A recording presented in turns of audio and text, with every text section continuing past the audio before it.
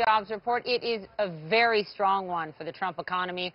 CNN chief business correspondent Christine Romans is here. Big number.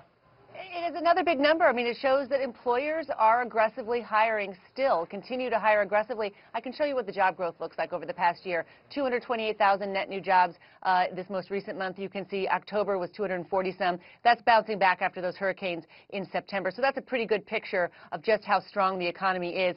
You look in the sectors, healthcare up 30,000. These are a broad array of jobs. Some of them pay very, very well. Business services, again, a highly paid sector of the economy in many cases. Manufacturing up 31,000. That's a very strong number for manufacturing. And even construction. Entering the fall, construction up 23,000 net new jobs there. Those sometimes tend to be higher paid jobs. When we look at wages, up about 2.5%. If you look at overall weekly paychecks, those grew about 3%, Poppy, but that's because people are working more hours.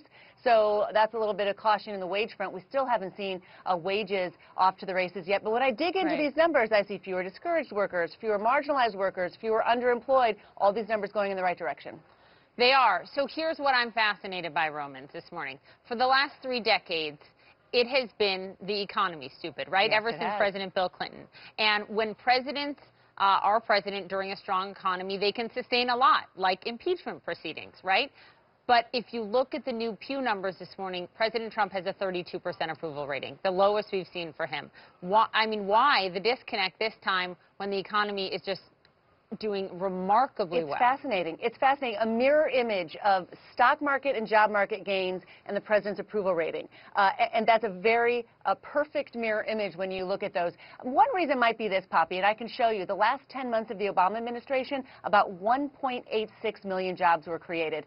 The first 10 months of the Trump administration, 1.7. So is there really a big change in how people feel about the labor market? I mean, these are strong jobs numbers, no question, but they were a little bit stronger last year, so it's been a trend that is intact. There's also this risk that when the president goes out and talks about the job market and the Trump economy and takes credit for it, people who may not feel it and certainly don't feel it in their paychecks, I just told you, wages only up about 2.5%, that doesn't feel so great. They might wonder, wait a minute, if you're crowing about the economy and I'm not getting it in my paycheck yet, is that really justified? Another thing, we're told that this tax reform for tax cuts for companies are supposed to unleash growth in the economy. Yet we see a strong labor market already. We see, you know, the GDP, economic growth is growing. So do we really need to unleash growth for companies if the labor market is already doing well and the stock market too? A lot of big questions there.